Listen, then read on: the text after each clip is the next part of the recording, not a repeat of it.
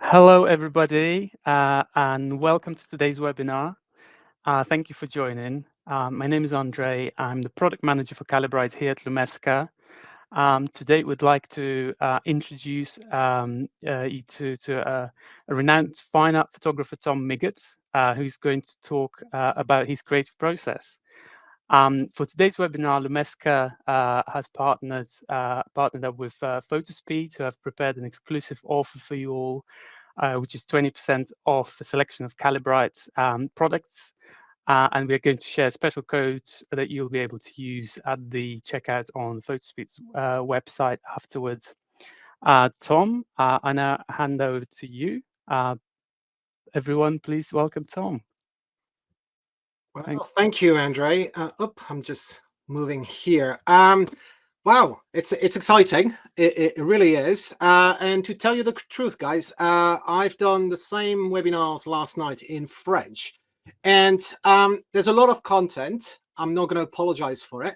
There's a lot of content, but I'm going to try to be brief on some of the aspects of it to focus on, well, my approach to photography and also what we're going to talk about, which is about calibrating screens, cameras, and paper, and to go in those details. And if you've got questions, don't hesitate to ask them in the chat, and Andre will deal with some of them, and then we'll keep them for the end. All right. So as Andre said, my name is Tom Miggott. I'm actually in Scotland. I live there since 2007, and I'll go over the details as to why I'm in Scotland. If you can hear my accent, which is kind of odd, it fluctuates. I was born in France, but don't hold that against me, please, because I left when I was 18. So what are we going to talk about today? Well, as I said, there's going to be a lot of information in this webinar. I'm going to talk to you about my approach to photography. So Andre described me as a fine art photographer. I am a broad photographer, and we'll talk about what I do exactly. But we'll talk about two projects primarily that are really close to my heart. One that is about the rainforest that we have here in Scotland. And yes, we do have one. And what I've done about it. And then the second project is my project on Venice. And I've got a book that is about to be published after 18 months of work.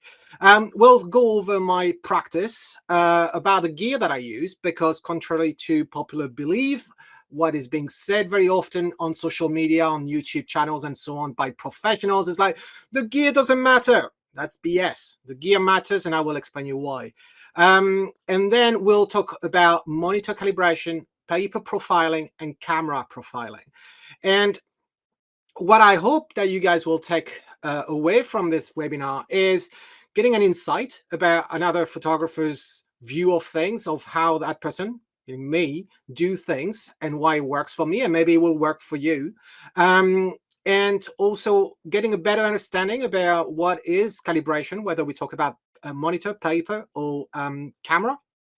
And yes, that's about it. And hopefully not fall asleep. That's my goal, not making you fall asleep for that time.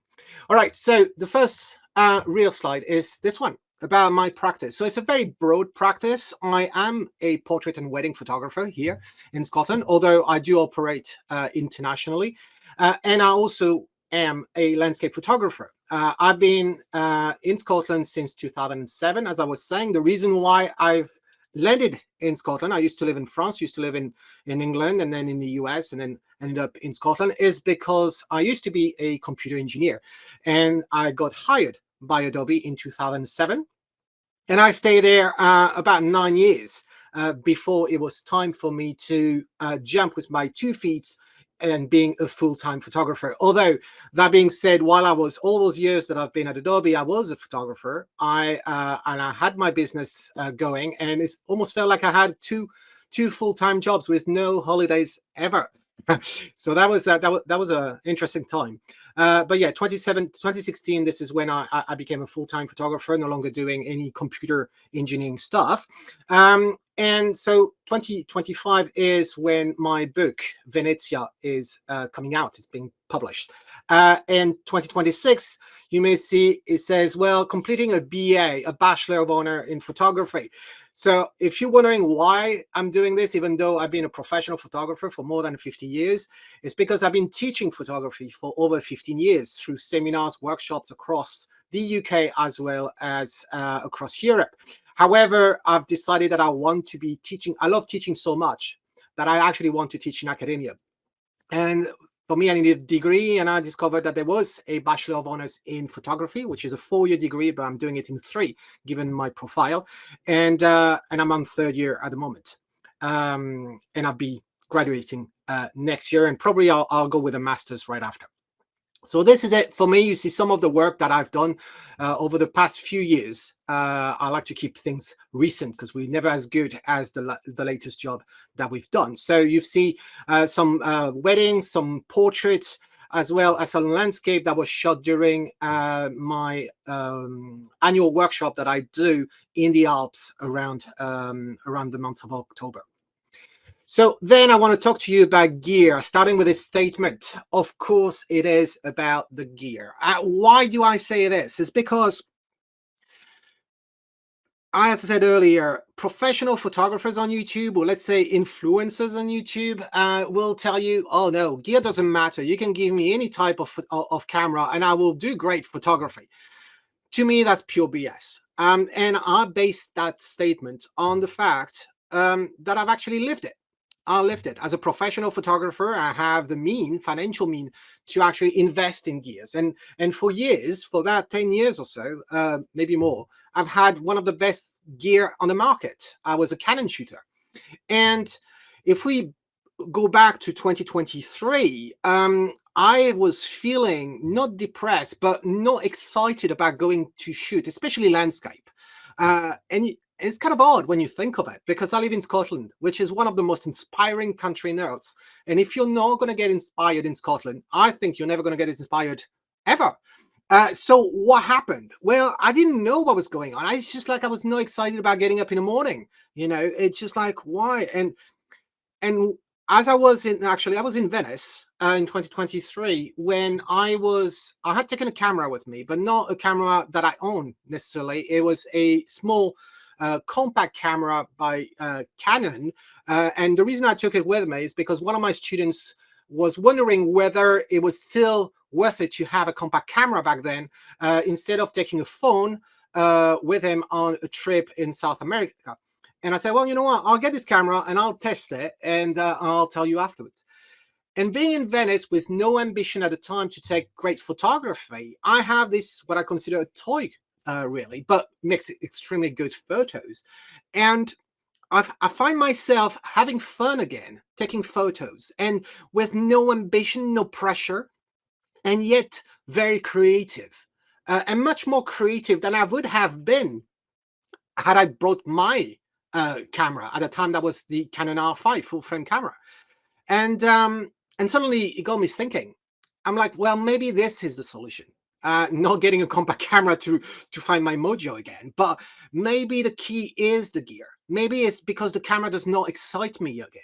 And I know you may say, oh yeah, well, that's easy for you to say. You don't have the same budget that I do. Yes, I totally get it, but I think you can still relate to this, because I was facing this and I'm like, okay, what kind of a camera am I going to get that's going to excite me in the morning to get up and take new photography? I could have gone analog. I could have gone to film. Because I wanted not a camera that would be easy. I know nowadays cameras are so bloody easy. You just press a button, you almost don't need to think anymore. And the focus is done for you amazingly and so on. I wanted a camera that is going to inspire me. And by inspiration, I mean a camera that's going to challenge me, having to question all my habits that I've forged over the years. So going analog would have made sense, except that I felt that it was going to be too expensive, let's put it this way, as well as in terms of image quality. It would have been a kind of a downgrade. I know we're feeling very nostalgic about analog, and analog is very, very trendy at the moment. But when we compare images, it's still, in terms of quality that we expect nowadays, we wouldn't get that, especially when it comes to landscape photography. We could get it for street photography and so on, but in portrait, but when it comes to landscape photography, we would not necessarily get that. To each their own. And so then I was like, okay, well, then what about medium format? And well, clearly, even though I may have more budget than most of you, I could not afford a phase one camera. And plus, remember, I'm still a waiting portrait photographer. So I was thinking of a camera that would offer me that flexibility between portrait and landscape. And so phase one was definitely not the one. And then I came across the Fujifilm camera, the GFX 100S, and that was perfect. That was 100 megapixels. Not that I necessarily needed 100 megapixels, but then when we have them, we really appreciate them, and you'll see later on why. So I had the GFX 100S, and then last year I migrated to the 100 Mark II. And since then, for the past 2 years now, those cameras have kept me on my toes, questioning, offering a huge amount of opportunities, because we see the world differently, if at least just through the aspect ratio, the native aspect ratio of that medium format, which is a 4:3. The majority of your cameras have an aspect ratio of 2:3. And so you see the world in 2:3. But having the camera in 4:3 changes quite a lot of things, because we gain more footprint at the bottom or the top of your image is a little bit squarish, and that makes you see the world differently. Plus, on this camera, just like on most of your camera, you have the ability to change the aspect ratio as well as you compose your images. And the different aspect ratio that are provided with this camera, such as the expand, the 65:24, give you this very panoramic view of the world that just change things dramatically from a composition standpoint, from an artist standpoint. It's amazing. It really broadened my horizon. And the advantage of having 100 megapixels is that if I choose the 65:24, I still have pretty much around 50 to 60 megapixels to deal with. So it's not a big sacrifice. So here on that slide, I've actually added a few gear that to me matter to me, because without them, I would not be able to create the way I do. They excite me. They facilitate my composition. So above the camera, you see this is a tilted EVF. That's very expensive for what it is, but it's brilliant because then I can compose it in any position. This is great. Then you'll see my tripods. I have two tripods. I've got a sturdy Gitzo one, and then I've got the another lighter one that is very much the same, but much lighter. And this is what I've used in Venice. So I will choose the tripod based on the environment that I'm shooting in. Suffice to say that I am a tripod photographer because I never do a landscape shot without a tripod. To me, the tripod is extremely important. To everyone, it's easy to understand a tripod will provide you stability and you can do long exposure photography. To me, this is not the priority. For me, the tripod cannot be avoided because it allows me to take my time. It allows me to compose precisely what I want. If I try to do a landscape shot with the camera handheld, then there's no way I can do two pictures with exactly the same composition. There will be a slight shift, and that shift matters to me. So this is what I love about tripod. And it doesn't matter how heavy they're going to be on my back, even if I go on top of a summit. On top of the tripod, I have this amazing tripod head by Arca Swiss that enables me to fine-tune, again, that composition. So the camera, the tripod, that is the essential part. Obviously, then you need lenses. So I've got several lenses in total, but for landscape, those are the three that I use. I listed them there. You'll see the equivalent for full frame, so 16:28, and then 28:56, and the 80:160. The last one is the one that I use the least, I must admit. So talking about going in the field, let's talk about Scotland temperate rainforest. In English, when we talk about rainforest, most of the time people think about tropical forest. Obviously, Scotland is not in the tropics. We can feel it. And but we do have a rainforest, and it's called temperate rainforest. I would say it's very close to what you can expect if you were to go to Vancouver or Vancouver Island. It's a very greeny forest throughout the year. Obviously, you need to meet several criteria to be qualified as a temperate rainforest. The humidity level is one, so you can't just have just a lot of rain in autumn and in winter and then dry in the summer. It wouldn't be qualified for a rainforest. So the humidity is pretty much throughout the year the same. I put a few facts there. You need to think that the temperate rainforests in Scotland used to cover the majority of the landscape. I know when we think about Scotland, we think about the Highlands, and in the Highlands, there is no much tree. But it used to be all covered. And so why is it not the case anymore? Well, it all started with the Roman. When the Roman came over, they chopped everything. And they even described Scotland as being the land of trees, the land of forest.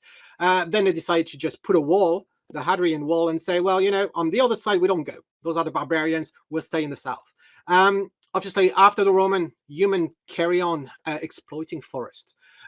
So whether it was for the army, for weapons, and then for the ship industry, and even when the ship became made out of metal, you still needed to smelt the metal, and so this is where the wood was needed as well.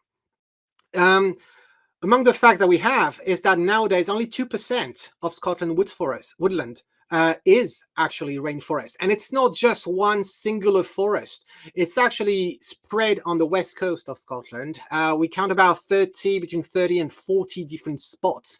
And most of the time, it's just a little strip of land that may take you about 20 minutes to go one way, and then on the lens, it may take you 45 minutes. It's not big at all.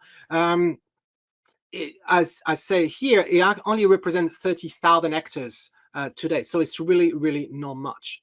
To be that type of forest, you have over 200 days of rain per year. And those forests are extremely old, 8,000 years old. And they're extremely rich. I mean, we've got lichens here that don't grow anywhere else. We've got everything becomes an ecosystem. A tree that's fallen, a branch that has fallen, everything is an ecosystem of its own. Among the pictures that you see here on the screen, we have a fallen tree, this oak tree. A fallen tree is usually called a phoenix tree because of the phoenix rising from the ashes, whether that tree is dead or not. Here, that tree is not dead. It had its own leaves, but growing on it was a multitude of mosses and ferns, and it was incredible. There's another tree that I've met at one point. I haven't photographed it for this webinar here, but it's an oak tree. And on it, I counted about 10 different variety of trees growing from it, branches. And I had the leaves on the branches of the tree itself, of the oak tree. And then there was lashed branches growing from it. There was hazel growing from it. It was like a Frankenstein botanical movie. It was incredible. Another aspect of things and how humans have indirectly affected the rainforest is the species that we decide to grow. When you're going to chop trees and you really want to exploit the forest, you realize that oak, it's too long to grow. So we're going to replace it by different type of pine trees that grow much quicker that we can use for the industry.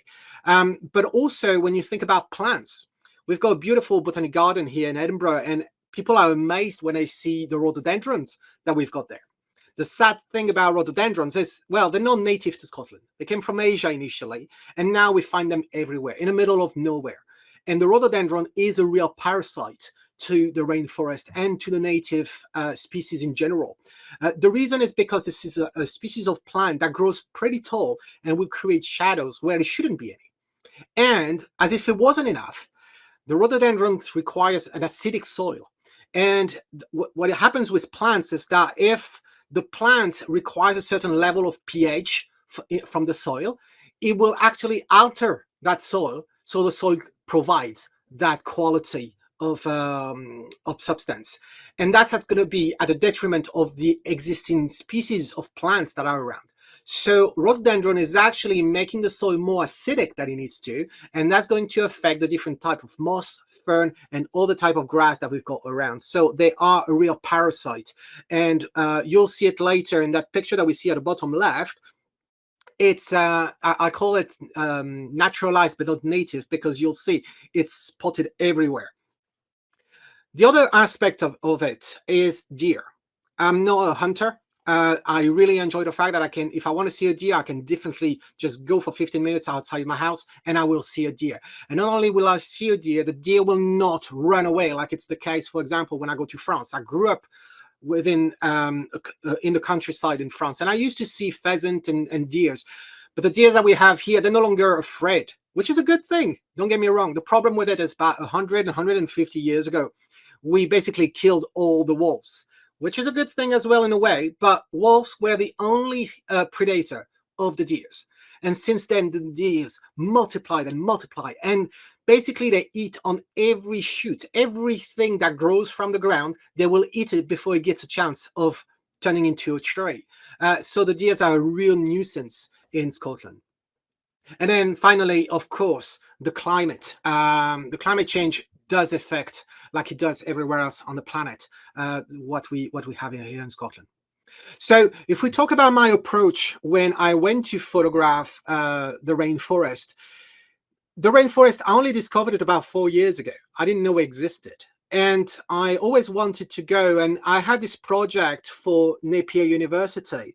And I'm like, oh, suddenly that makes sense if I actually go and photograph this environment for this module. And so I did. And I spent several times, about a week at a time, on the road, scouting all those places and photograph them between summer and autumn. And all the images that you see there, they've been captured in autumn, and that was really, really remarkable. My approach is always the same. I walk with the gear that I've just mentioned before, and I search for elements that will, that within I can find a relationship. For me, landscape photography only works when you find a great subject, a great scene, and at first you don't know why. There is something that just your eyes saw something, and you don't know yet what your composition is, but you see something. Your eyes saw a potential. And for me, my approach to photography is a very, I would say, intellectual aspect of photography, in the way that I actually going to pose myself. And I'm going to look at that scene that I felt had some potential, and I'm going to kind of almost do a table of pros and cons. And what I mean by this is that I will analyze the scene, all the elements in that scene, and for every element, I will give it a plus or a minus. And for me, a good composition is a way to find the perfect balance. So all the elements that I consider being a positive one, that may reinforce an idea or reinforce even one big element, are more prominent than a negative element. And a good composition is really about diminishing those negative elements that will give you too much detail sometime, that will take away the subject's strength or the narrative. And this is pretty much how I compose. So now maybe you understand why I said that a tripod was very important for me. Because once I spotted a place, I'm going to wonder about.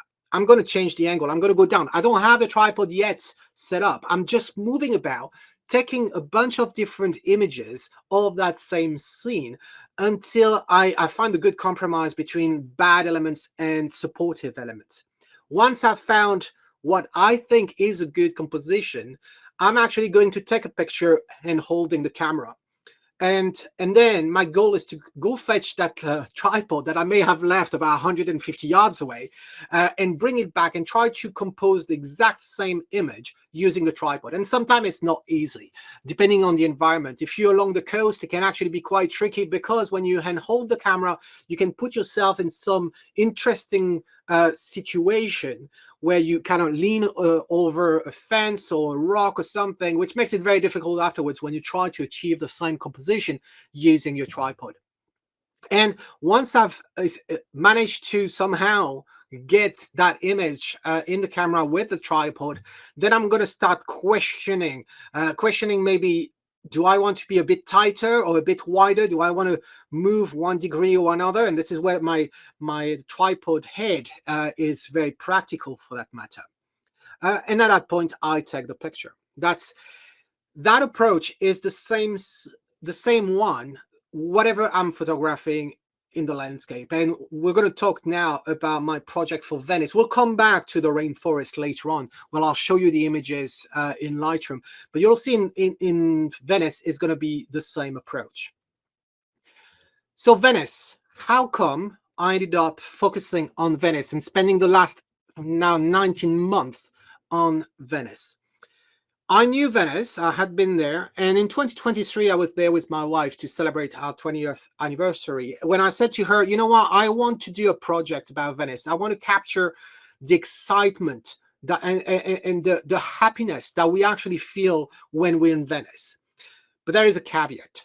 That excitement, that real deep feeling connection that we feel, my wife and I, for Venice, this is something that we only truly feel at night. Venice is victim of its popularity, as you may know. There's too many tourists. And for me, photographing Venice on daytime is an impossible task. I just don't feel it. And it's not even to do with photography. Even walking in Venice on daytime does not interest me, does not excite me. I don't feel anything because, again, there are too many tourists throughout the year. I've been in pretty much all the months that they are in the year to know that's the case, and so it's annoying. So when I decided to start this project on Venice, I knew it was going to be taking photos at night, and I chose the month of November. And I went there to spend a whole week. And the whole week was pretty much the same. I would basically leave the apartment that I had about midnight, and I would basically wander the streets throughout the night until 8, 9 o'clock in the morning. When I say wander through the streets of Venice, you need to understand that for me, the best way to appreciate Venice, to discover Venice, is to accept getting lost. And this is not something that comes naturally, because we make a point on our very real day-to-day life to never get lost, right? That's why we're surrounded by GPS. We got it on the mobile phone, we got it in the car, and when we're not on the phone or in the car, we're at home and we look at a map through Google Map and whatnot. So we are overwhelmed with accuracy and being in total control. And that also ties in with the forest. To get a great composition in the forest, you need to give up. You need to give up and accept that you don't have control over all the environments. And for Venice, is the same thing. First of all, it's easy to get lost in Venice. It's probably the easiest place to get lost in Venice. You can get lost on daytime, but getting lost at night, it's even easier. The reason being is the type of lighting environment that we have.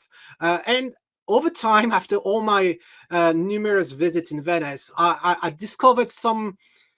First off, I know now Venice like the back of my hand, but I discovered some patterns that enables me to know whether there's actually a street at the end of the corner that I see there.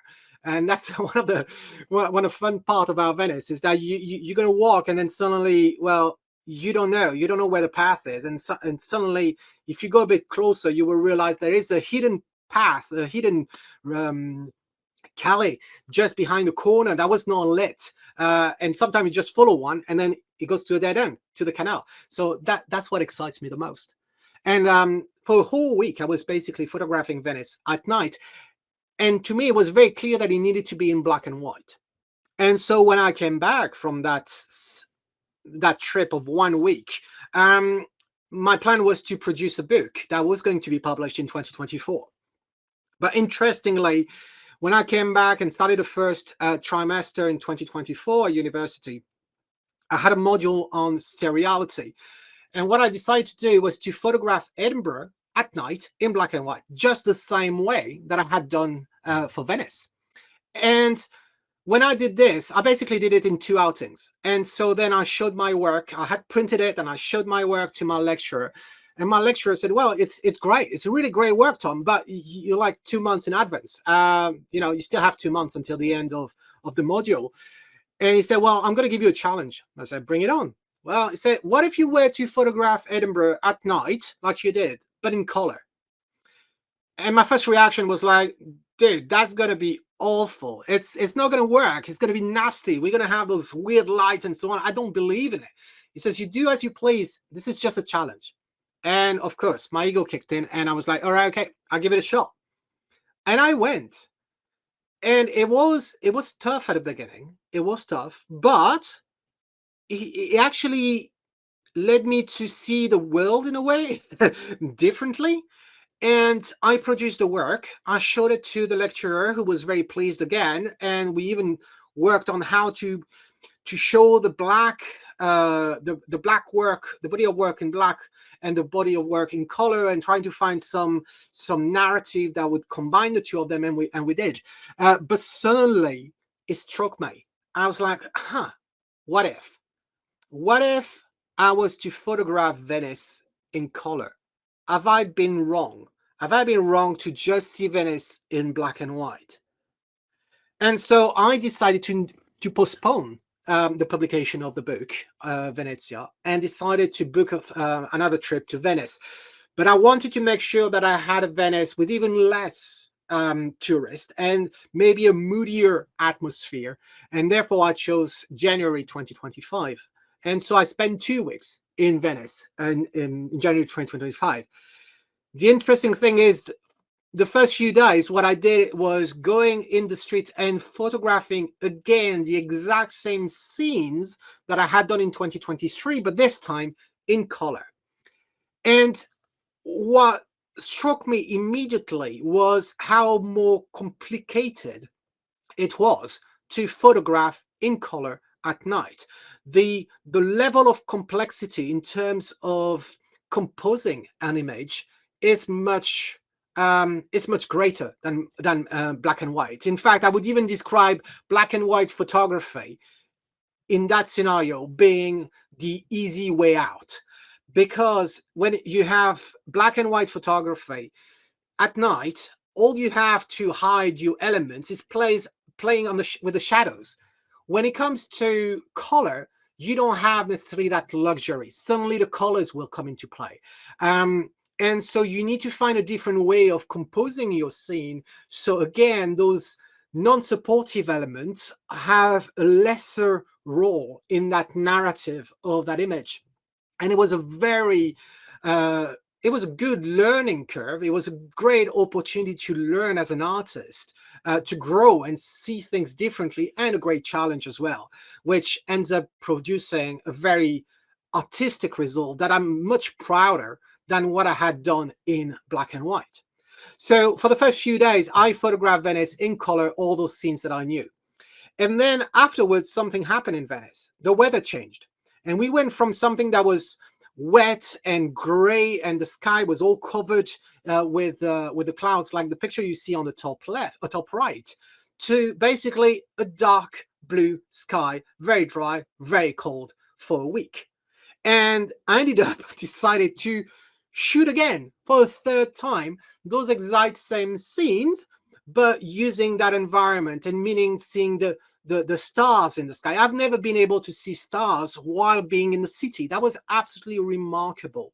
And also there was no wind. So being able to play with the reflection of the buildings inside in the canals, that was great. And of course, it was no without wind every single day. So sometimes I would be faced with a situation where I would like, oh, I need to come back. I'm going to come back when the wind is not that strong. Not that it was anywhere comparable to what I have here in Scotland, but the very few breeze that you could have would basically create trouble on the water.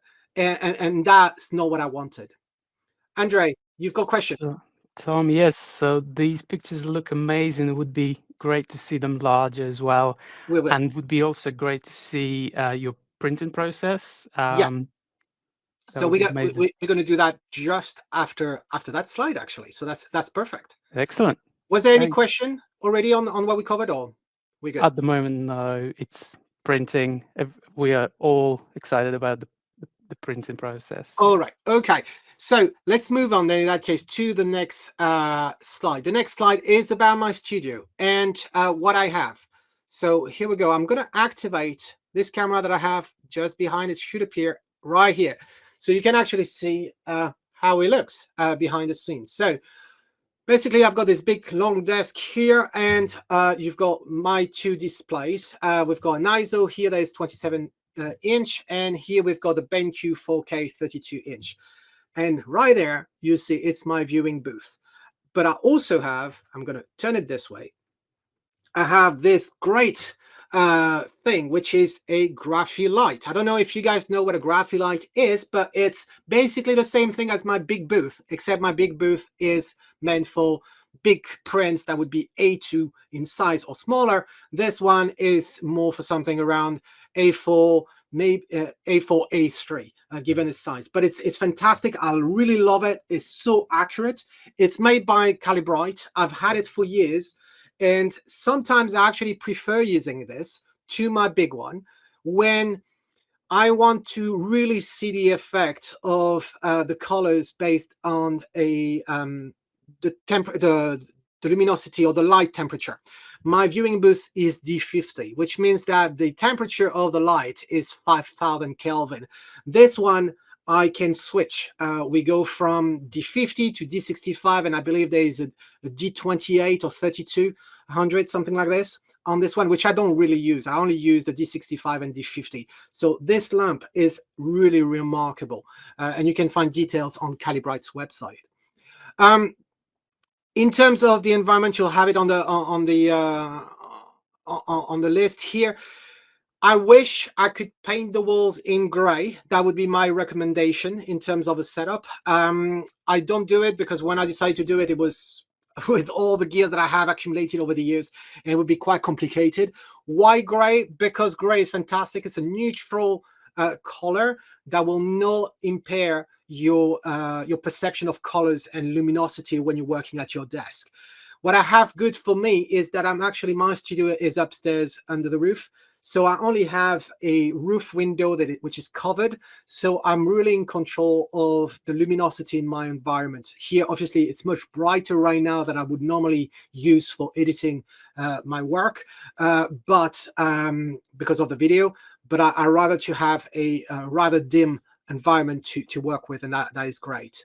So why is that dim environment important? Well, if we go to the next slide, you will understand. Here's a very cool trick to really illustrate that we cannot trust our eyes. And that's very sad. No two human beings see the colors the same way. And even yourself will not see the colors and the luminosity the same way, depending on, for example, your mood, whether you're tired, whether you're angry, happy, and then, as I said, the ambient light can also affect your color. As a trick, you can see the diagram here, where the square, the checker, where the letter B is, you would say most likely B is the same tonality, the same color, the same luminosity as the square where the letter A is. Well, no, it's a trick. It's a visual trick. And that's how our brain doesn't do a good job. In reality, they are exactly the same thing. If you were to go in Photoshop, for example, and analyze the RGB value for those two squares, you will realize there would be 111, both of them, for every color. 111 for red, 111 for green, 111 for blue. Exactly identical. In terms of the display, I told you I've got the ISO and the BenQ. I really like them. What's important is to make sure that you've got a display that has the widest gamut that you can have. So at least around 99% Adobe RGB. That's going to be providing you with all the colors that you need to see your images and to work accurately on your images. I would recommend using a matte display if you can. I know I've got a MacBook Pro. It's a fantastic display, Liquid Retina, amazing. The problem is that it's glossy and it will catch any reflection of absolutely everything, which is a pain when I'm on location and editing. It's never great for that. So working in a controlled editing environment with constant light, it's great. But once you've done all that, it will not be enough. Then you need to make sure you calibrate your display. So that brings me to the next slide. Why do we calibrate screens? Well, because every brand, every manufacturer will somehow calibrate. By calibrating, we mean fine-tuning the way the display will look. But in the era that we're in, is very much everything is about video content that you see every day, all the time. And because of that, to really appreciate the very vivid colors and the high contrast, those manufacturers will actually make screens much bluer than they should be. and that will affect obviously all the colors and the contrast. And one thing that we don't necessarily think when we talk about calibrating the screen is how important choosing the right luminosity for your screen is critical, especially if we're going down the route of printing afterwards. And a lot of the time my students tell me, Tom, I don't understand, I'm printing, but every time my photos are much darker on the paper than they appear on my screen. And that is a direct result of working on the images when the display is much too bright. And if you edit a picture with a much too bright display, what's going to happen is what you consider being too bright in your image, you're going to bring it down, whether through the exposure curve or another cursor. And then when you go to print it, well, suddenly you realize that the consequence is everything is much darker than it should be. So this is what calibrating is very important. The good news is that you have a multitude of tools to do the job. I stand by Calibrite because I've been using Calibrite, well, since the creation of Calibrite, but before that, I've been an X-Rite user for over 15 years. To me, nothing beat the quality of those tools. And by tools, what do we mean? We mean a colorimeter or a spectrophotometer. A colorimeter is basically a tool that will measure the RGB light output, the same way that you have on your screen. We've got those light coming out of the screen. A spectrophotometer, on the other hand, will measure the reflecting light, which is basically the light that you get bouncing off the paper and sending us that color and luminosity information. So the spectrophotometer will analyze the prints. And that's why we're going to use one over the other, depending on what we want to calibrate. That being said, if you only can afford a spectrophotometer, such as the Color Checker Studio, which we're going to see in detail in another slide and video, this is what it is. If you can only afford one, then you can have this and you will be able to calibrate your screen with it. So in terms of softwares, well, there's two options here, and I appreciate for those who are BenQ savvy, you will tell me, Tom, there is a newer version than the Palette Master Element. Yes, there is the Ultimate, but I'm yet to use it. From what I've seen, it's pretty much the same thing. So what we're going to be talking about, Palette Master Element, is going to be the same process anyway. And then we've got Calibrite Profiler, which is very modern. I really like it. Easy tool to use. Very straightforward with a bunch of help on the side to make decision for all the settings. So what I've done to simplify, to avoid talking about purely in theory, I've created a short video showing you how I calibrate my computer screen in front of me, whether I use the tool by BenQ or if I use the profiler. Before I do that, I should explain to you why one would want to use the tool by BenQ. What's so special about that tool? Well, it's not so much the tool itself, it's the type of display that this BenQ as well as the ISO are compared to maybe the majority of displays that you can find on the market. The displays that I have, they are what we call hardware calibrated display. In the screen, beside the technology that just give you the colors, you have a technology inside that will manage the color and the luminosity rendition. Usually that is being performed by your graphic card inside your computer.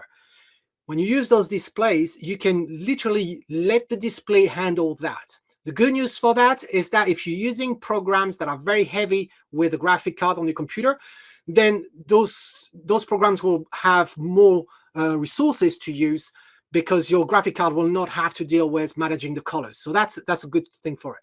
The other aspect of it is that if you use a display with multiple computers, such as a laptop and maybe a tower, then you can only calibrate that screen and you're not tied to the machine that is plugged into it. It will obviously give you the colors accurately after calibration because everything is stored and managed by those displays.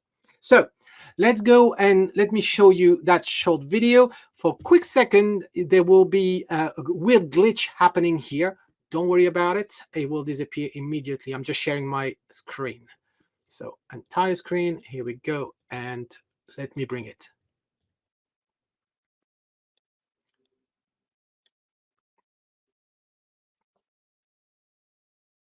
So what I really like about this colorimeter, which is the Display Plus HL by Calibrite, it comes in this little pouch, which is great because you can put it in the bag when you're on location and all.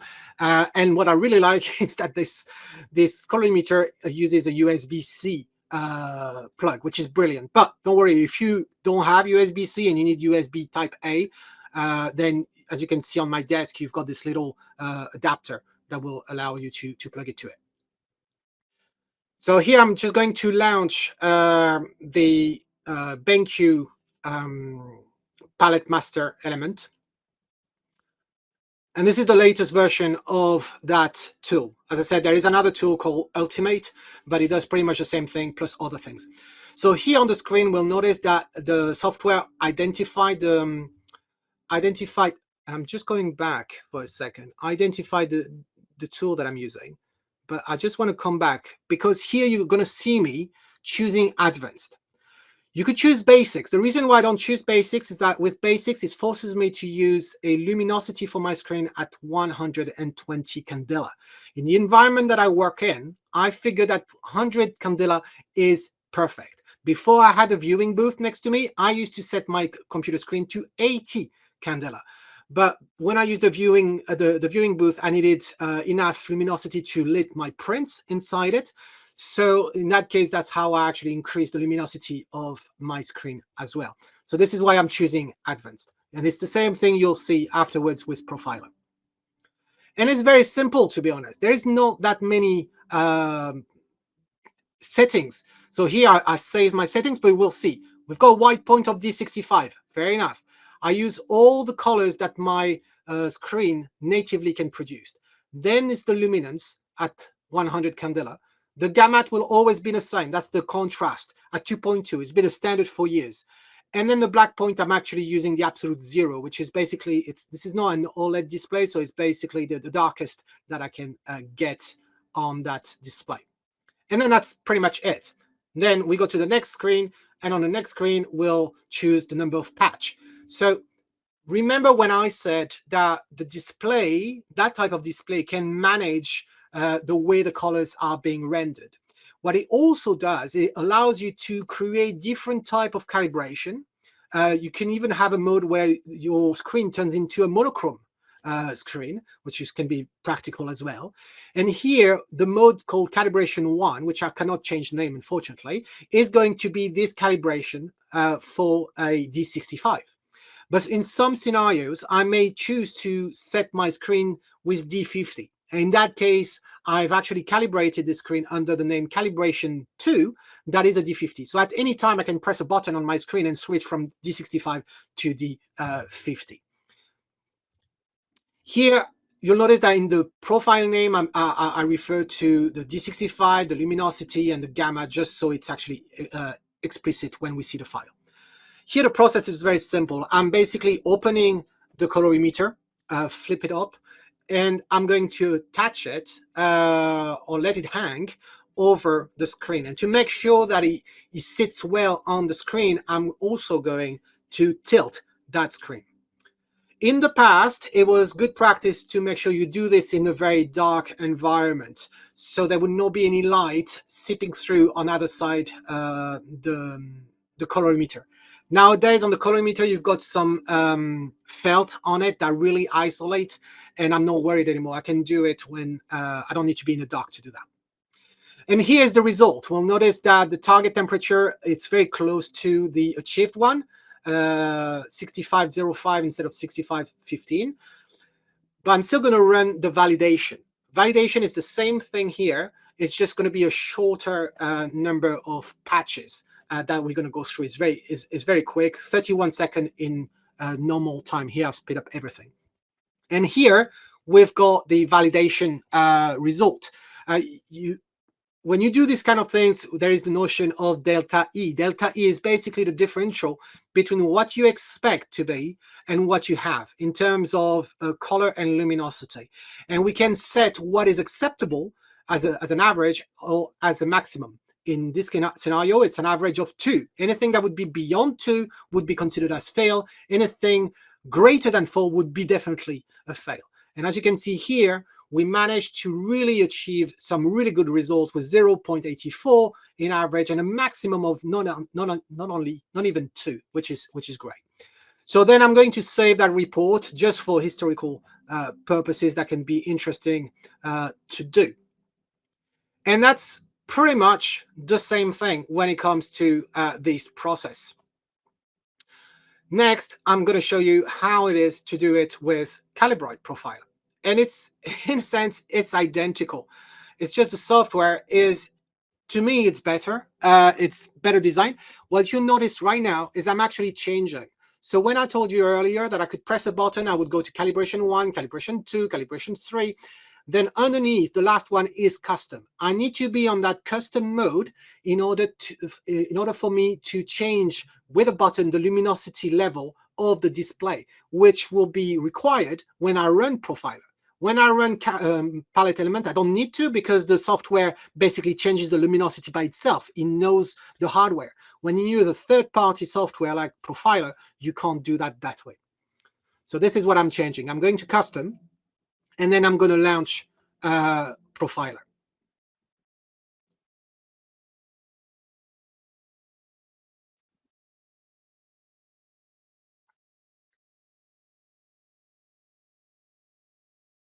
So if you don't know Profiler, it's a very easy tool. It does really a lot of tasks. But the one that we want in this scenario is going to be the monitor. And you can save preset, which is what I use all the time. Like this, you don't need to reset everything. And you can see I've got a Tom 100 CD for Candela. There's already set. You've got all the parameters at the top. If you wanted to change those, you could click on them and change them. And here I'm going to start the measurement. So this is what I'm showing, the gamma and here the only aspect that I can change is the brightness level. I don't have any mean of controlling the RGB and the contrast. So again, I'm opening the colorimeter. I'm going to place it. You'll notice that the circle where we're going to position it is much bigger than what we had with the BenQ software. And I'm going to tilt it so it can sit properly on the display. I have also more control over the number of patches that I'm going to go through. So here the first task is to set the luminosity. My target is 100, and I'm going to play with the button to make sure I'm close enough to 100. On this display, it's usually every time you press, you get about 2 candela. So I'm going to go at 102, and we've got the green triangle to tell us this is okay. So then afterwards, the next step is going to choose a number of patches. Ideally, I would say if you have time, if you're going through the process of calibrating your screen, go for the bigger number you can. But obviously, the bigger number you go for, the more accurate it will be, but also the longer it will take to run. So if you're in a rush and you want to just calibrate it, at least so you get a good rendition quickly, then you can choose a smaller number of patches. And if you choose some other type of devices by Calibrate, they will also reduce the number of patches that you can choose. They make the whole workflow much simpler without having you to question any setting. So here is going to be saving the profile. Again, it's the same logic. It's going to be a bit slow because I type a bit slowly here. So I'm just moving forward so we don't waste time on that. It's creating the profile. And right after that, you probably guessed it, the next step is going to run the validation. So same logic as before. I'm going to choose the maximum patches, which is a 96 here, but you could have chosen the 24. Remember, I think it was 31 on the validation for BenQ at that point. So I'm going to place it all over. Yes? Sorry, we have a question. What type of monitor are you using? I think one is the BenQ and another is the ISO. Could you tell us what the models are? Yes, so the BenQ is the SW321C. And there's only one in 4K anyway. And then the ISO, I'm checking the reference, is the ColorEdge CG2730. And I've had this display, the ISO, I've had it since 2014. And the BenQ, I've had it since 2017. I used to have 2 ISOs, exactly identical. And but it turns out that at one point BenQ approached me and offered me this 4K. And after running tests, I was very pleased with it. And so I resold one of my ISO. One thing I can tell you, And that surprised me, even though I'm quite savvy in that domain. But I was very surprised to see that when I had my two ISO, because I didn't buy them at the same time, because they didn't come from the factory exactly the same time, they were identical model from a reference standpoint, but still, when I was calibrating them, they would not be exactly identical. I could see the difference between the two of them. What I've been told by ISO support is that I'm part of a minority of customers that would be sensitive to colors and variation, that can see this difference, but in majority of cases, people don't even notice that. But it's something worth noting. Also, my ISO has a colorimeter built in. So by itself, every 24 hours, it will basically calibrate the screen without the need for the computer to be turned on. And what I can do, it's not a substitute, I would say, to a colorimeter by Calibrite, because what I can do to make sure that I've got a much closer result when comparing what I see on one screen and the other is I can calibrate, and that task is called correlation, if I get it right, to calibrate the colorimeter of ISO to work as if I was using Calibrite colorimeter. So this is something that I do regularly to make sure that it gives me the most accurate and at least the most matching result between the two displays. Excellent, thank you. So here you see the normal time is 2 minutes 25. So still quicker than the initial one. And here, basically, I'm removing that for once, and obviously I passed. Everything is fine, and then we're going to save the profile. I'm going to skip this because it's fairly straightforward.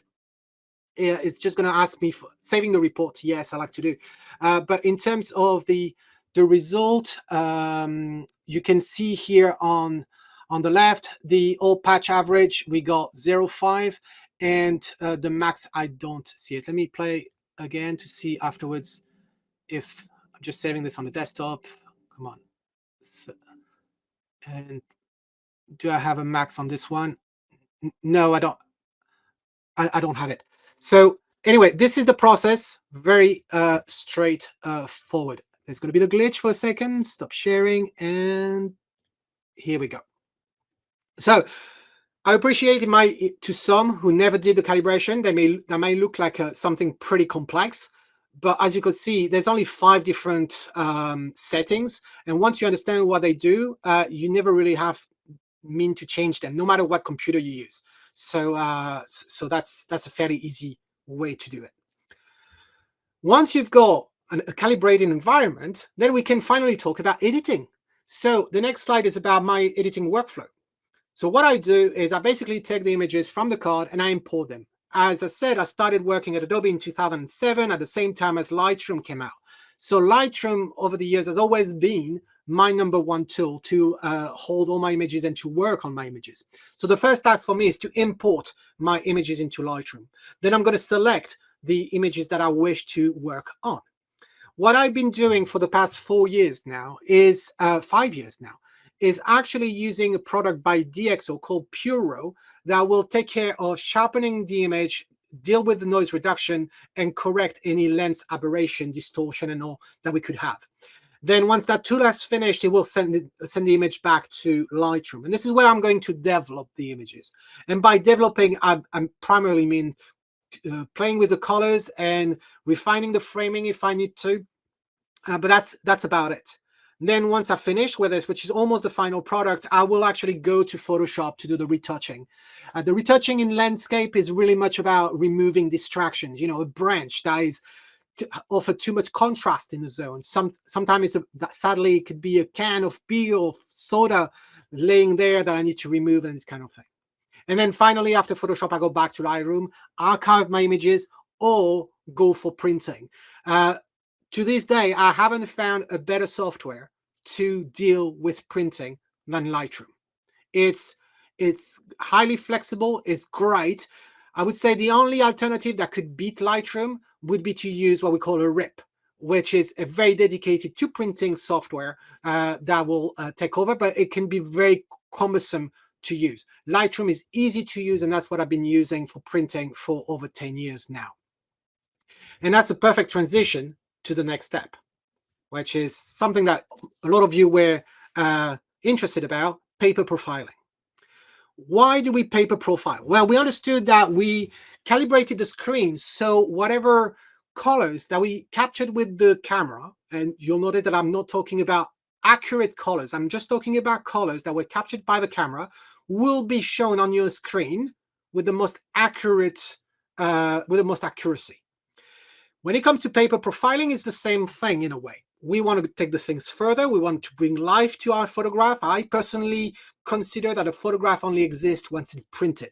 If it's not printed, it has no life. I don't see much value in the digital form of the image itself. And so for printing, we want to make sure that whatever decision we made during the development of the image, again, no accuracy, about the choice, the artistic and creative control that we have over the image. And whatever choice we made, we want that choice to be reflected in and faithfully with our prints. And that requires to have a paper, ink, and printer that's been profiled. So why do I say paper, ink, and printer? Because it's really the combination of those three elements that will dictate how your image will appear on the paper. The paper itself, of course, is its quality. So whether the paper is bright or less bright, remember, we don't have any white ink in our printer. So the only white point or any luminosity in our print is the result of the ink supported by the brightness of your paper. So this is important. The paper will have an effect. The paper will also have an effect on how it handles the ink. If, for example, if you've got a matte paper, it will not get the ink the same way as a luster or glossy paper. It's not the same result. So a cheap paper may absorb too much the ink or not enough. So that will have an effect. And talking about the ink, why do we separate ink and printer? Yes, usually it's the same thing. You buy the ink that your printer requires. However, we do have third-party inks out there, and that, to some extent, I would say each of your own. I have played with that, and my conclusion is that it's not for me in terms of reliability and also what it can actually do and how it can affect your print head. That's one thing. For me to ensure that the result will be consistent, that the print that I print today looks exactly the same way as I printed it 5 or 10 years ago, given that I'm using the same printer, obviously, which I am, then the ink is the same. Then the printer, it will have an effect. And I'm not talking about different models. The printer that I have, which is the Canon Pro 1000. It's a beast. It's an A2 printer, and I love it to beat. It's absolutely fantastic. But this is the second I have. Not that there was a real problem with the first one. The first one I bought it secondhand, and at one point I had an issue inside, and it turns out that I kind of fixed it, decided to sell it and buy a new one, because when you buy the printer, you've got the full load of ink. And we're talking about 80 mil cartridges. There's 12 of them, 12 or 11. That's quite a big sum. So at one point, it was cheaper for me to actually buy a brand new printer with all the set of inks. And unlike the inks that you get with your office printers, where it's usually the same cartridge, but no fill to the top, when you go to this type of printer, the ink that comes with a printer is to the top. So you would think that the same model of printer will result in the same result. It's not. It's no guarantee. So this is why profiling the paper is critical. And I've done a little video as well to show you how to do this. And I'm going to show it now.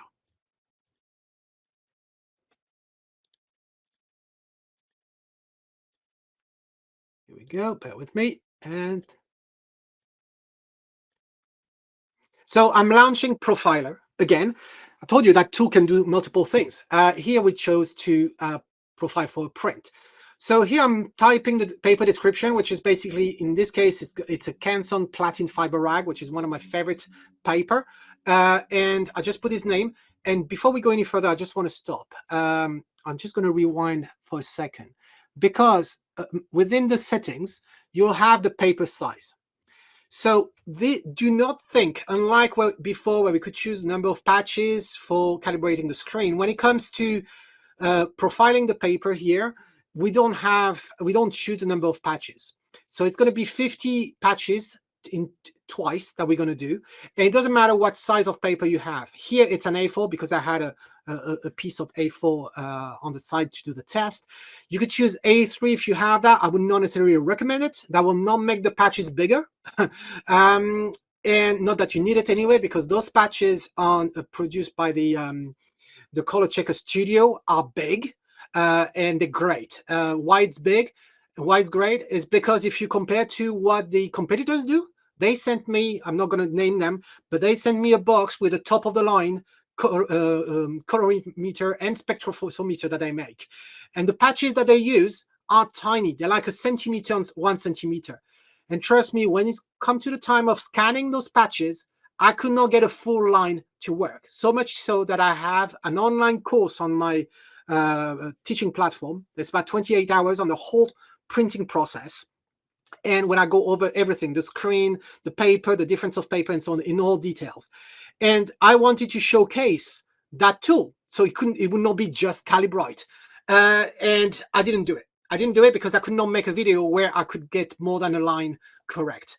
So I really appreciate the quality of those patches that we have with CC Studio. It's amazing.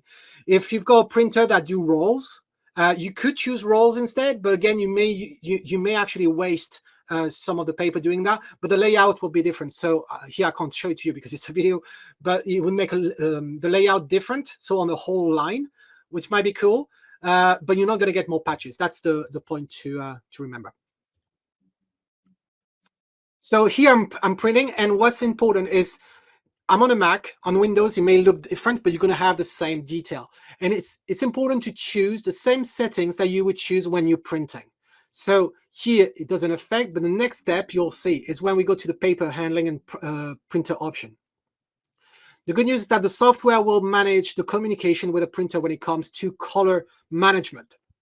This is why when we click here, this is all grayed out. It's all being handled. This is great.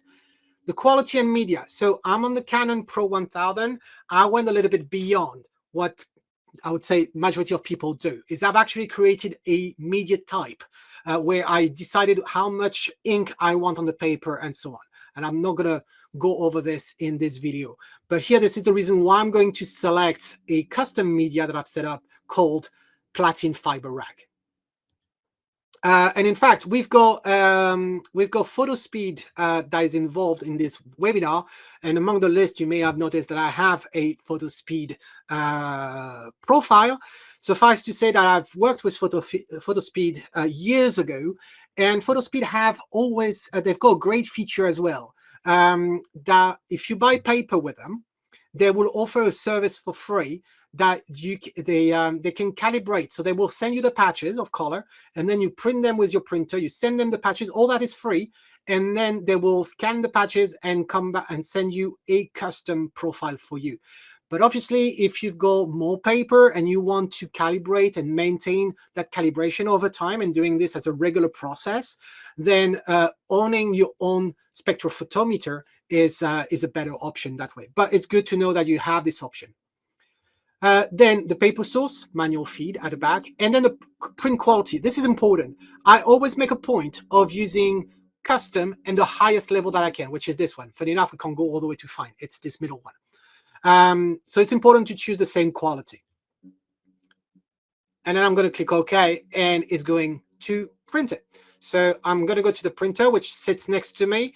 I had to change the orientation of my printer several weeks ago because I was doing the exhibition on the Rainforest, and some of the prints I made was a meter 20 in length. So this is why I orientated the printer this way, so I could feed the paper at the back and at the front, because this printer is not a roll printer, unfortunately. So I place the paper, and then I press OK, and it will print it. So I speed up the process of printing, and then I'm just going to catch it. Usually at that quality, I think it may have taken maybe 5 or 10 minutes to print. But here I sped up by 20 times. So I get this this print, and obviously right now I don't expect to see any real difference between what the color should be and the print, given that I know my printer very well, but it might actually be some tonality that shift gently. And anyway, I wouldn't be able to see it with my own eyes. So it's important, in case you haven't noticed, before going to that section where we're scanning the paper, it's important to let the print rest for at least 30 minutes. That will ensure that the ink has settled. I'm not talking about being a wet print. I could put my finger on the print, I would not have ink on my fingers. One of the reasons I always print with the custom and highest quality is because it slows down the process. So by the time the paper comes out of the printer, everything is already dry. However, the ink can evolve in time. That's why it's recommended to wait 30 minutes.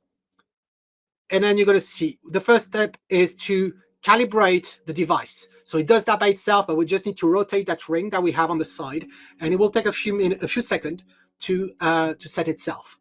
And then we're going to read to scan the paper. That's it. It's ready. So I'm flipping again.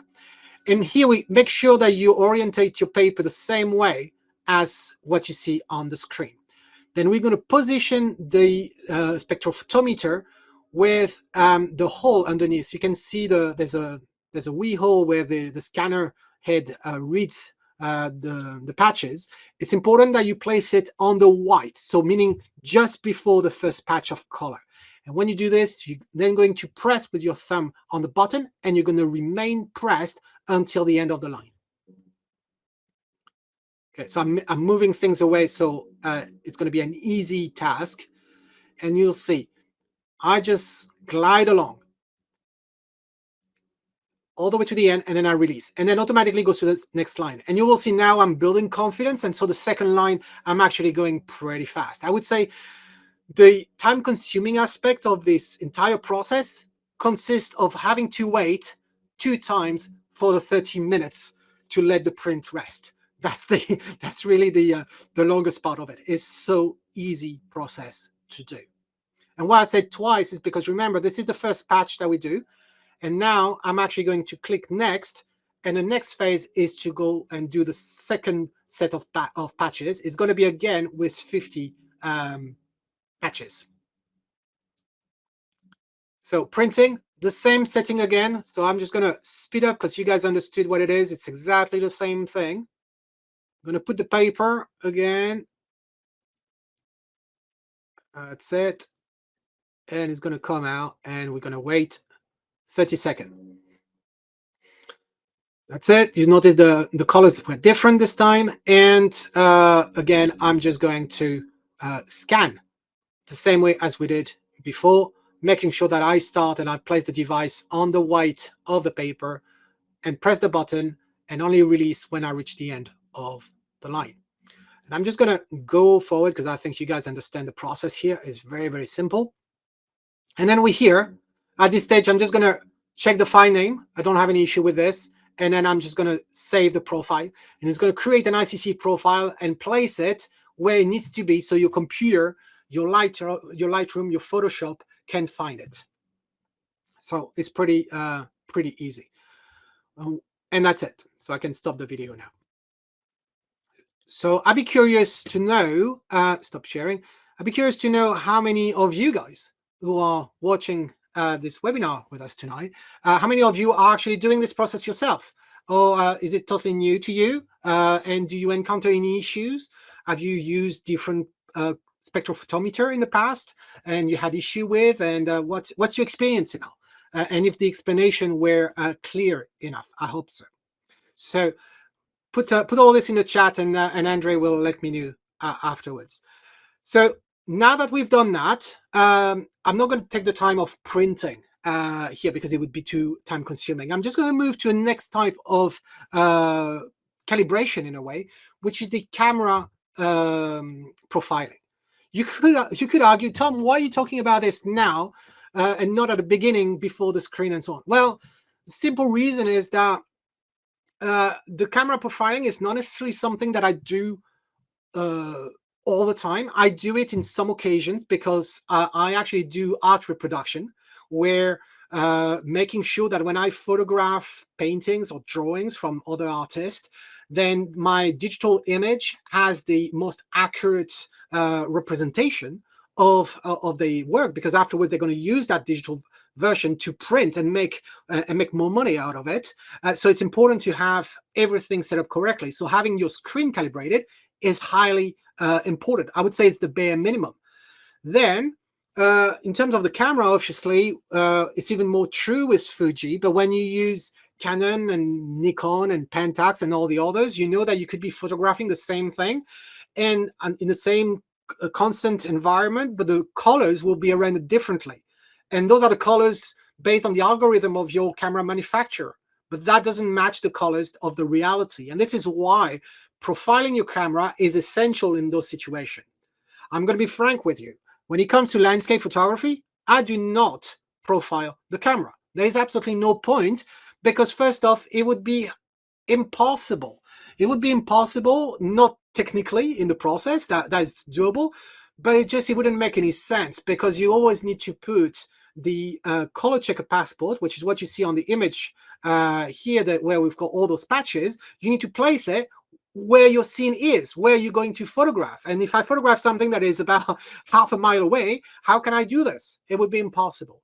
And plus, when it comes to landscape, I'm not searching for accuracy. I'm searching for creative artistry. And my choice is my own.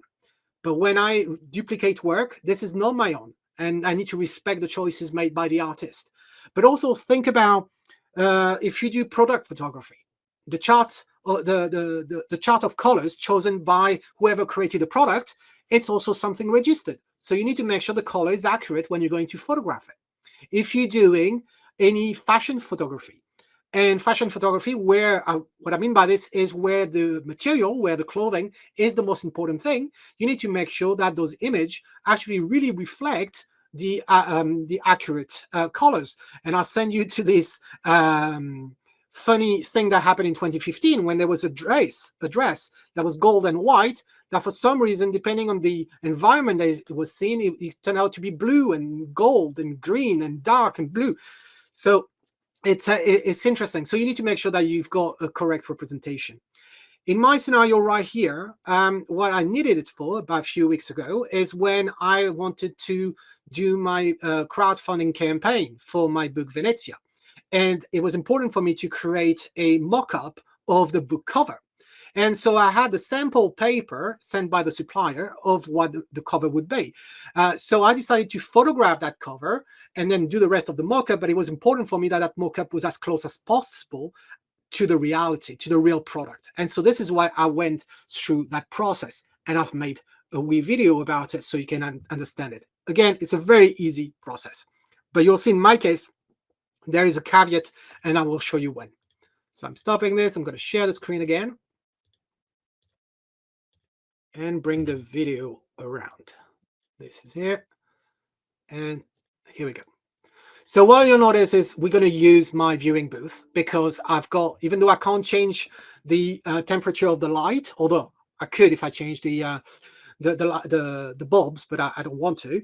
But it's dimmable, but I tend to always leave it the same way. So at least it's offering me a constant luminosity and a broad one across the entire artwork. In that case, it's just to cover the paper that's going to cover the book.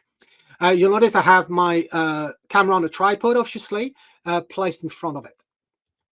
And I'm going to place the passport, the color checker passport. In fact, this particular model, you'll see it, it's sitting on my desk afterwards when I finish with the video. It's the duo passport, meaning that it does both for photos and for video. So I just need to open a different side of it, and I have all the option, which is very practical if you do video, for example. So I'm playing in there, and what I'm doing, the first task that I'm going to do on my camera is I'm going to set my white balance. And I'm using the gray card that we have here to set the white balance, to create a custom one. I'm not going to guess it. I'm not going to go on auto. I'm just going to just point the camera at it and create a one. That gives me a good base. Then after that, I'm taking a shot.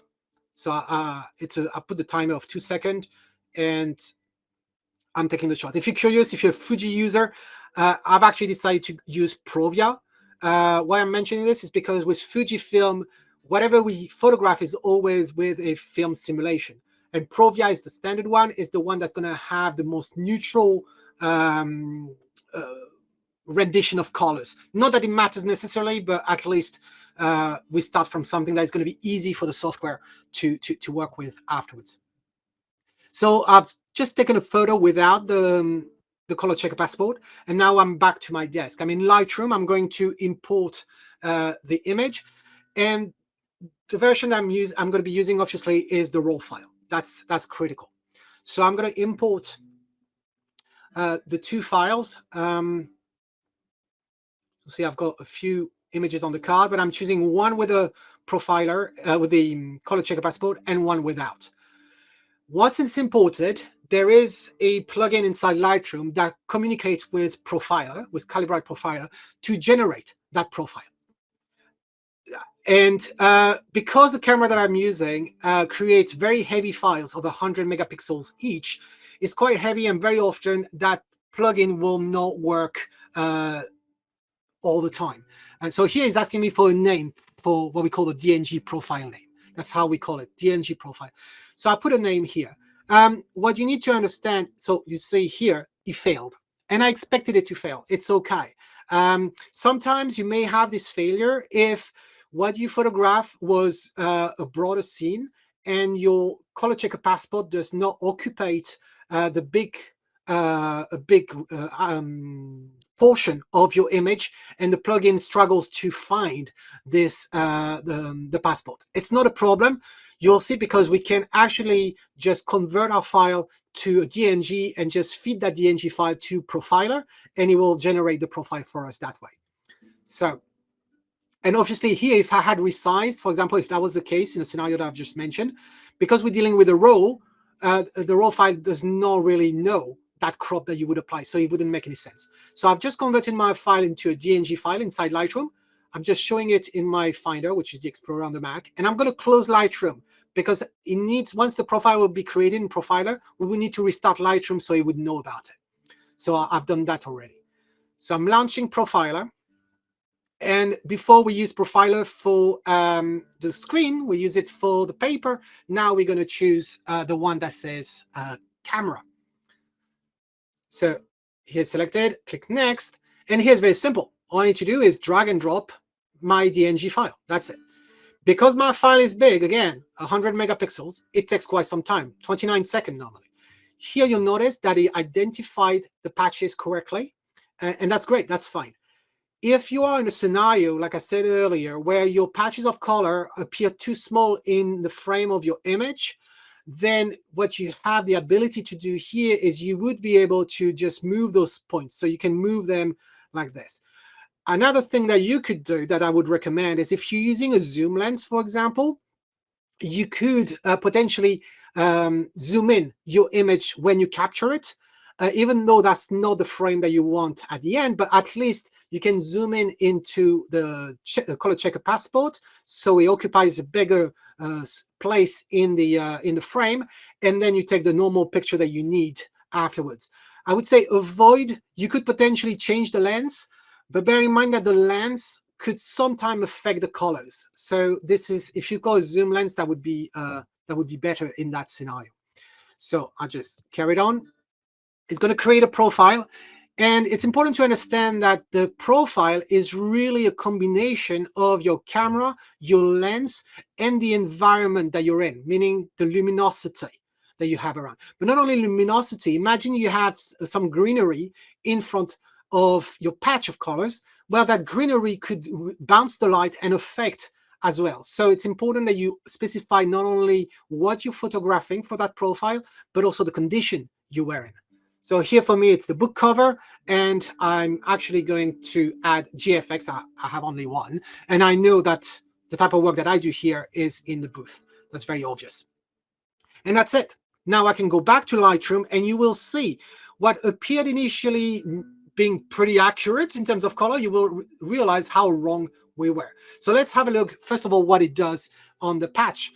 So here I'm in the develop module. I'm going to go into the profile section, and our profile is in the middle. GFX book cover is right in the middle. When I go on it, notice some colors have changed, and also the color of my paper. Look how miserable it was before, when in reality it's a very rich, dense red. And this is exactly why we use the color checker passport. So here's on the main file. We just go again, apply the profile. That's it. And then I can close the thing, and we have this result. Again, look at how dramatic the colors are. And this is brilliant. I haven't touched the saturation or the white balance. Everything was perfect.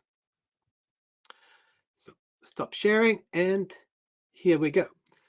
So I don't know if it was new for most of you guys watching, if you've ever done camera profiling before.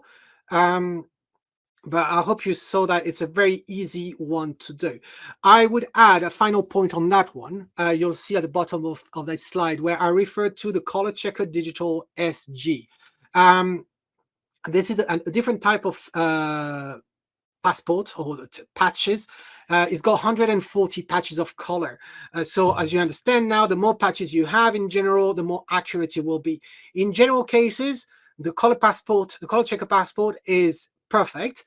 But in some scenarios, when you're going to have a huge variety of tonalities, whether it's in the green, and the green is one of the hardest tone to get right, then using Color Checker Digital SG might be a solution. But I would say, before you go down the route of the Digital SG, try with a passport. And if the passport really doesn't give you satisfaction in that case, you could investigate about going through the Digital SG. Obviously, going from 24 patches to 140 patches, you can expect that the price increases as well. So that's the reason why the Color Checker Passport is the most popular, I would say.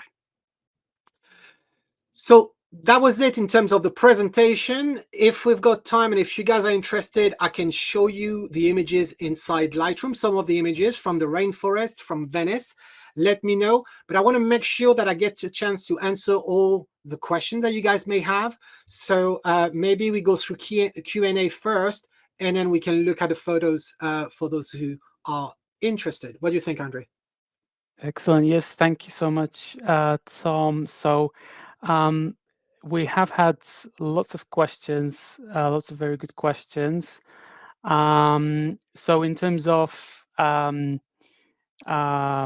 usage of ICC profiles, I can see that some of the participants either are not profiling yet or using ICC profiles supplied by the manufacturer or by the paper profile or paper supplier, or they actually profile themselves. So in your opinion, Tom, what is the best way? Should we use supplied ICC profiles, or is it best to make your own? So I would say, first off, it's great when we find manufacturers, whether it's PhotoSpeed. I mentioned PhotoSpeed earlier in terms of a reseller, but for those who don't know, PhotoSpeed actually produce paper. So they produce paper and a bunch of different products as well. Really great what they do. And they're very popular here in the UK. It might be even #1 paper used in the UK. They've done tremendous work over the past 10 years. And it's great when we see companies that provide papers for which they offer a profile. And I would say stay away from any manufacturers of papers that do not provide a profile. So Animal, if you go on Animal website, you will find profile for your printer. You're going to have a list. They're going to ask you the brand. It's going to be Epson or Canon usually. And then once you've chosen the brand, there will be all the models in there. You can go with them. And I would say go with them. Try it. If you're happy with it, good. What you can also do, as I said, if you use PhotoSpeed as a supplier for your paper, you can go down the route and using that free service to get a custom profile made for that paper by PhotoSpeed and see if there is a difference. And in fact, I encourage you to do it. That might be the #1 thing to do. I've used them at the very beginning as well. And that way you can see if there is any difference between the profile provided by Canson, by Photospeed as a paper manufacturer, as Animal, compared to what Photospeed do. In fact, Photospeed, I know exactly what product, and Andre, I know you know as well, what tool they actually use to generate those profiles. And the profiles are absolutely great, but it's a one-off. So it's good to think that, okay, I do see a difference. In that case, put aside the paper. The reason why you would want to use, I would say, the manufacturer profile is if you're testing paper. Like if you go for Animals and Canson and Photospeed and others, they usually offer a pack. It's a kind of an A4 where you're going to have 10 different sheets of different paper from the matte to the most glossy one. And in that case, then it makes sense to use their own profile. They've done it initially. You know, the manufacturer, they tested it, but they've done it once. They don't update their profile. So we don't know, you know, how the printer, how is evolving. And it might be different. As I said, you can have exactly the same model printer as there. Obviously, it's listed there, but there could be a difference.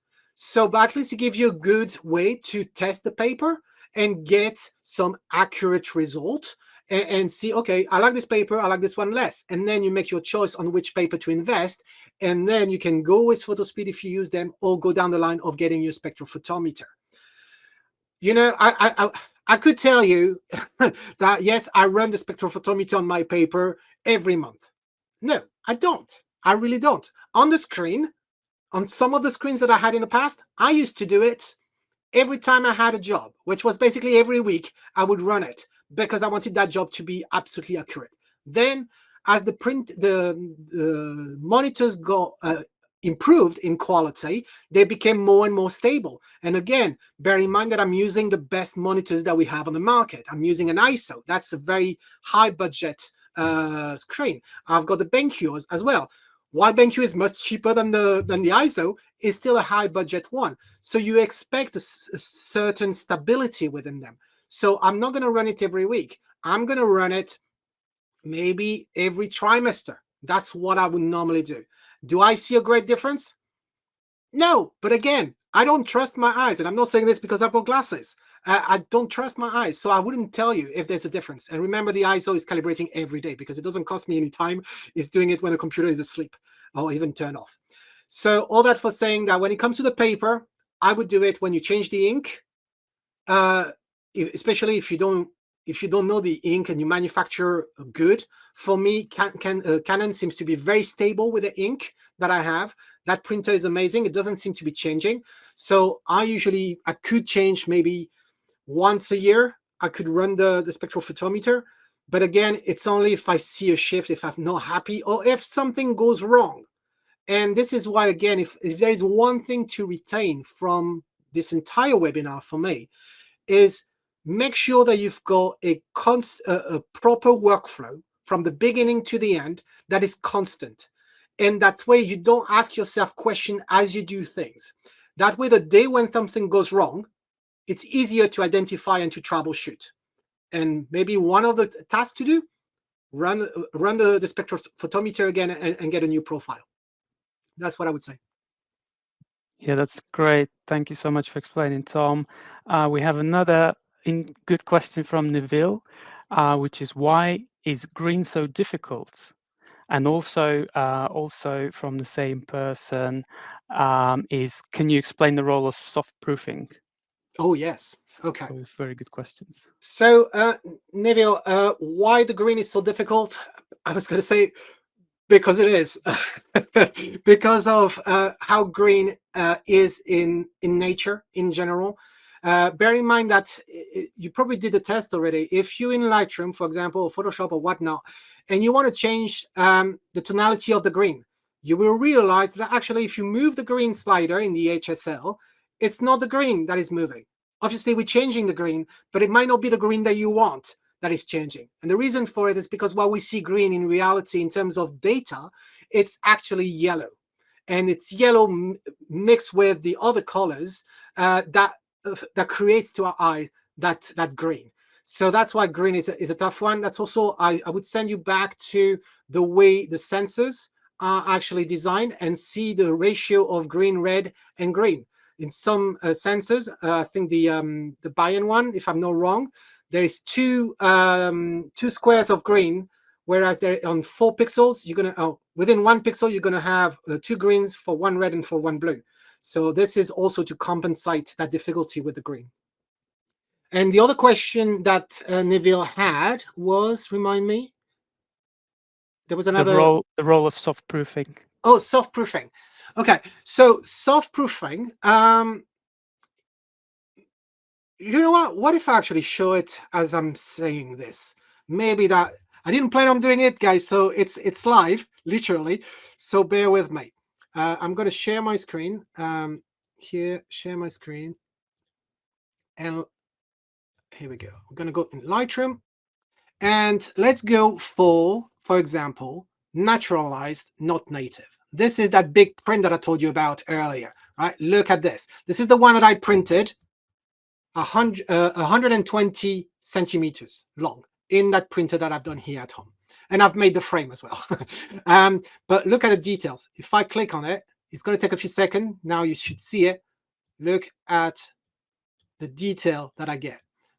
So Neville is talking about soft proofing. In fact, when we look at all the images that you see there, all those files, is because in order to achieve the greatest depth of field in my scene, given the proximity that I'm in when shooting this, but also given the fact that I'm using a medium format camera. And one of the challenges I mentioned was the depth of field. Because we get closer to our scene, we've got more information at the bottom of our frame and the top of our frame, then that means that what's closer to us is going to be included in it. And so when framing, all things equal, you will have a shallower depth of field, which is the reason why I tend to shoot with a medium format. I tend to shoot around f16 most of the time. In this particular case, as it is always the case with photography, it's a question of compromise. So when you do compromises, for example, here for the depth of field, is I also wanted to have everything in focus, like here, but I also wanted to make sure that everything was sharp.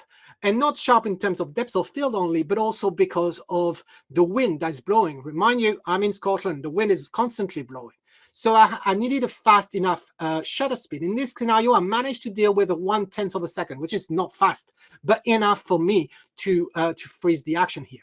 However, in order for me to have this and not having ISOs through the roof, I actually shot at f8, which also impacted the depth of field. So as a result, I ended up doing what we call focus bracketing, and ended up with all those frames.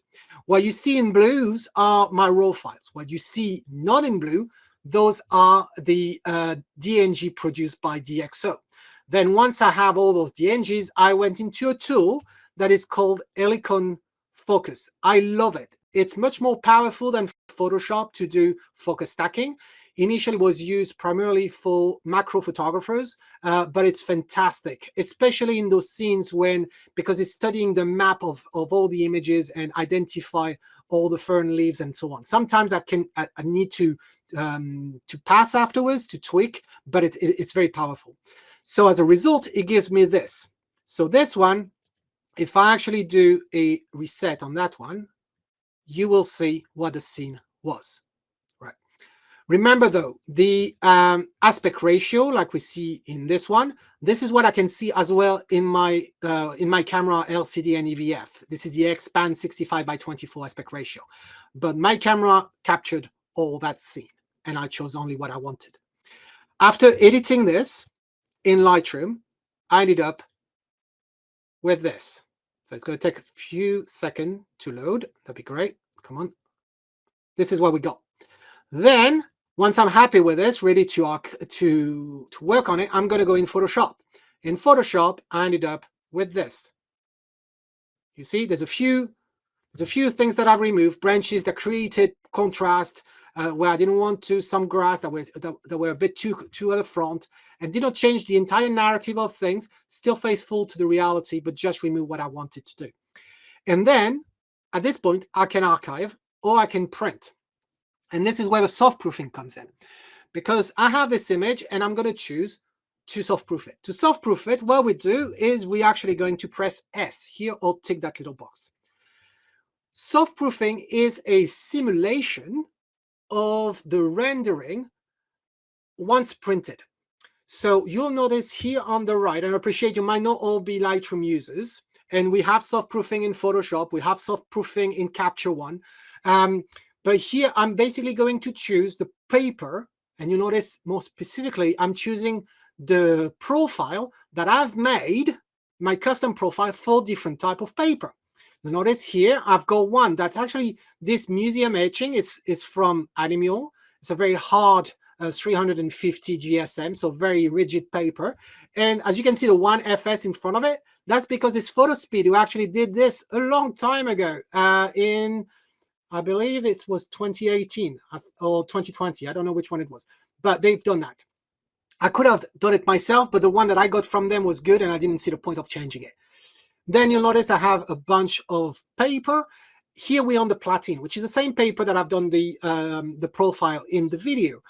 So when I choose platine, which is very much like a Barita paper without any OBA, and this paper is made by Canson and is 100% rag, cotton, which is what I love. So this is the render. If I choose here, I could even have press over here and I could see the difference, right? Like this, it's a bit hard to notice, but if I do this, we could see if we see a difference. Bear in mind, I'm 140%. If I choose 100%, that would be better.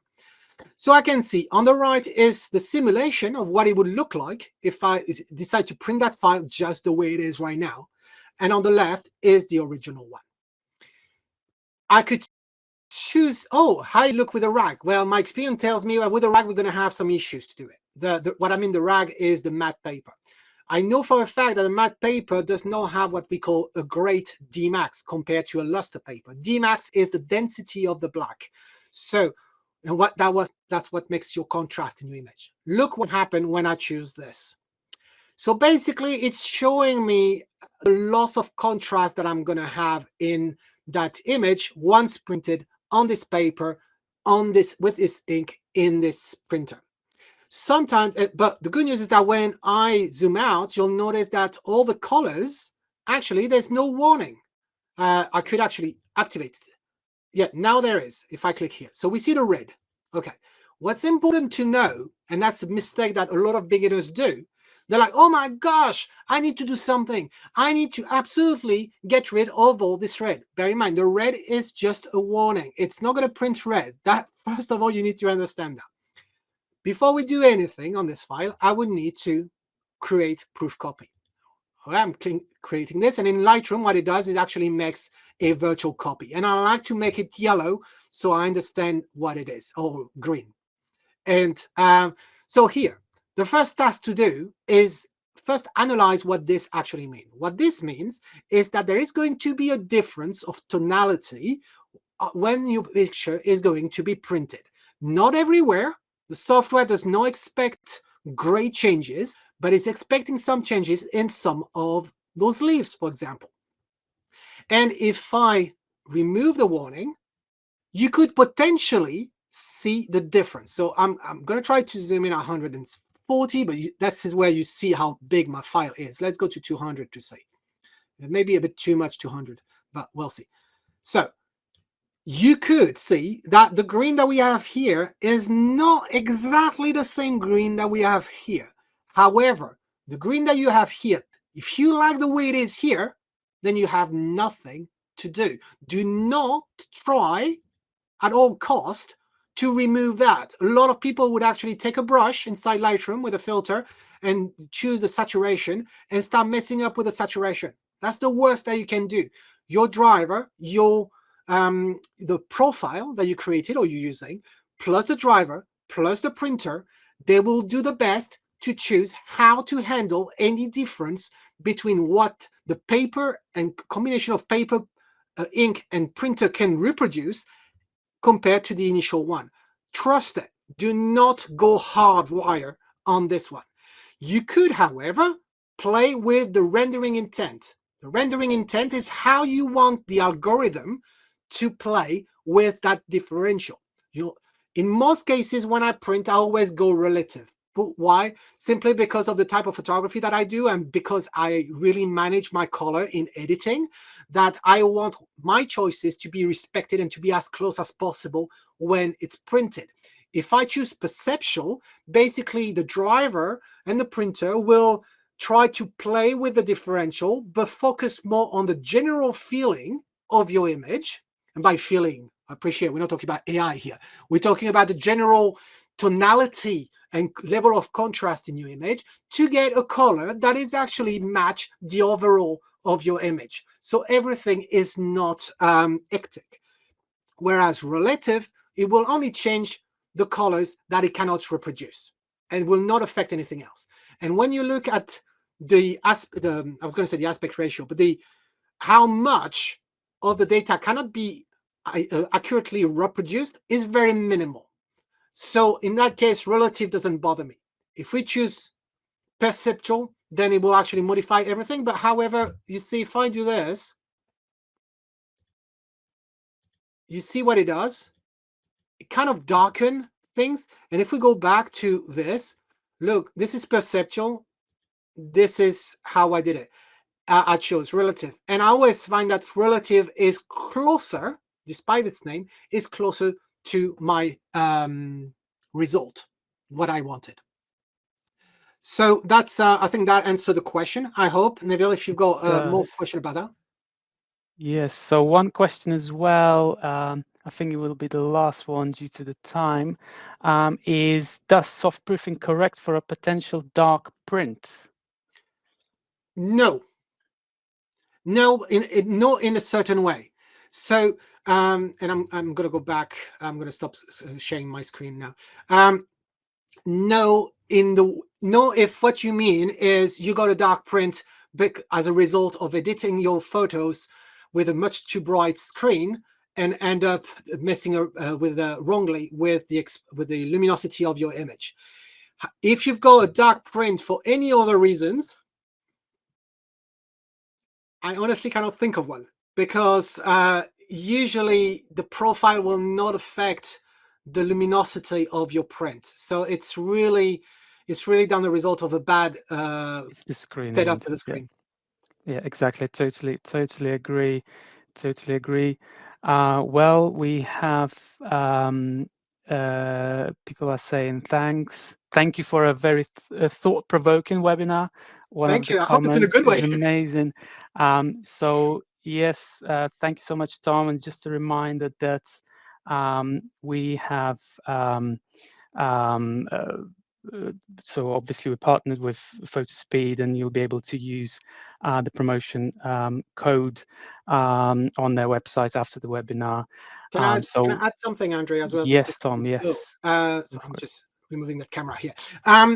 Guys, you heard me talking about Venezia. I know we ran out of time. I didn't show you all those images of Venezia. However, I just wanted to share with you, I talked to you about the crowdfunding campaign that I've been running on Venezia. Yes. So Venezia is a book that is about 25 centimeters, a square book. It has 112 images inside that book, and the book counts 156 pages. Each image in that book will occupy a full page, and each image will be at least 20 centimeter in length. So the images are really big. And besides, it's not a photo book like most photo books, whereas the text that accompanies the images is not my journal of my process. It's about learning about Venezia, the story of Venice, the story of its creation, and also the tradition in Italy and the language as well. So it's all covered in that. I had set up the goal at £5,000 just to make sure that I was going to get something and not run short. Well, the good news is, very quickly, within 2 weeks, we actually passed. We went over the 5,000 mark. So today I can tell you the book is being published. That's a given. However, I've created another goal, an extended goal that was £6,000. And with that, once that goal was reached, I said that we would have everyone who would back this campaign will have whatever you chose in terms of rewards, you will have it. But on top of it, you will also have an ebook. Remember when I mentioned that there was the black and white photograph that I've captured in 2023? Well, that ebook consists of 10 scenes captured in 2023, and the 10 scenes the exact same scenes that I photographed in 2025 in color. Remember what I said about the composition that can be difference between those two approaches? You will see clearly on that, and text explaining the whole creative process of that. So everyone who backs up the campaign will have it, because yesterday, right after the French version of the webinar, guess what? We went over the 6,000. So I can only ask you to participate with that campaign. Trust me, the cost of production is much greater than the goal that I've set up. It's going to cost me £10,260 to produce that book, given the quality that I wanted. It's on Ulule, which is the #1 platform for, in France and in Europe. I invite you to go for there. It's under the name Venezia Photo, and the campaign will run until the 22nd of April. So we only have 5 days left. And please, if you like this webinar, if you like my approach of photography, go see what it is. You'll have a link as well with the newsletter that will be sent by Calibrate. And I need your help for that. So go for it. And at least now you know that you will have an ebook with some more photos from me, no matter what your backup is. And thank you for listening. That's great news, Tom. Many thanks. Many thanks to everyone who listens. Many thanks for your time. And see you all soon. Thank you, Tom. Thanks, everyone. Cheers, everyone. Bye-bye.